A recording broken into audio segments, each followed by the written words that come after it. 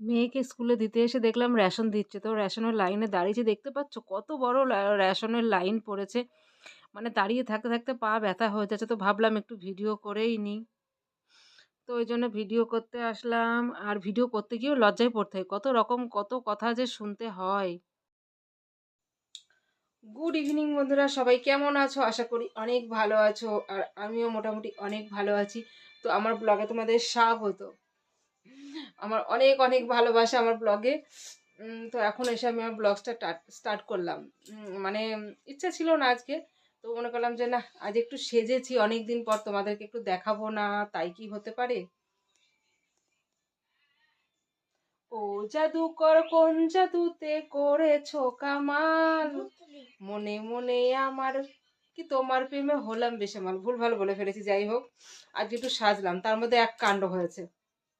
মানে হাসিও লাগে, বলছি তোমাদের, দ্বারা বসি আগে।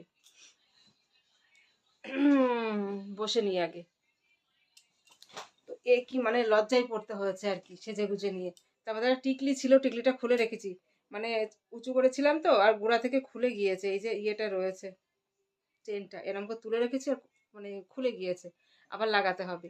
তো হয়েছে কি, সন্ধ্যাবেলা ভিডিও করছি ঘরের মধ্যে। আজকে সারাদিনে টাইম পাইনি, জানো তো। আজকে মেয়ের পরীক্ষা ছিল আজকেও। তো সকালবেলা গুছিয়ে গেছে নি, সমস্ত কিছু গুছিয়ে গেছে নিয়ে ওকে পরীক্ষা দিতে চলে গিয়েছে। গিয়ে দেখি ওখানে রেশন দিচ্ছে। তো আমি তো রেশন ওকে স্কুলে দিয়ে আমরা দুইজন রেশনের বাড়িতে ফোন করলাম। বাড়ি থেকে রেশন কার্ড, বস্তা, ব্যাগ ট্যাগ হ্যাড্ডা ব্যাড্ডা নিয়ে গিয়ে দিল।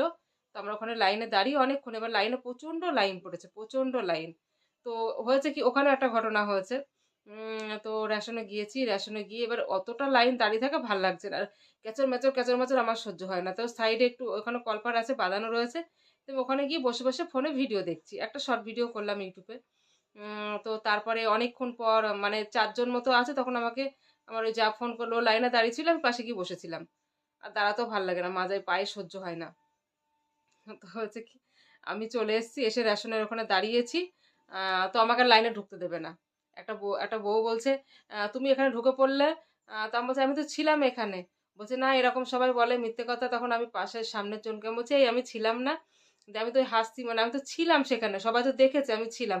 কেউ কেউ বলছে হ্যাঁ ছিল, কেউ কেউ বলছে হ্যাঁ ছিল না।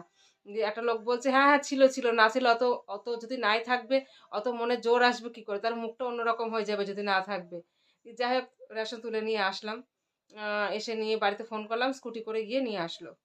তো তারপর তো বাড়ি আসলাম, এসে আমি কোনো রকম জামা প্যান্টটা মানে চেঞ্জ করে নিয়ে নাইটি পরে শুয়ে পড়েছি।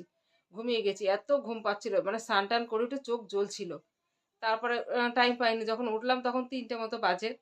৩টের সময় খাওয়া দাওয়া করলাম, খাওয়া দাওয়া করে ছাগলের ঘরে চটমট পেতে নিয়ে দেখলাম আর হচ্ছে টাইম নেই। আর শীতের বেলা বুঝতেই পারছো, ওপরে দিকে টাইম নেই।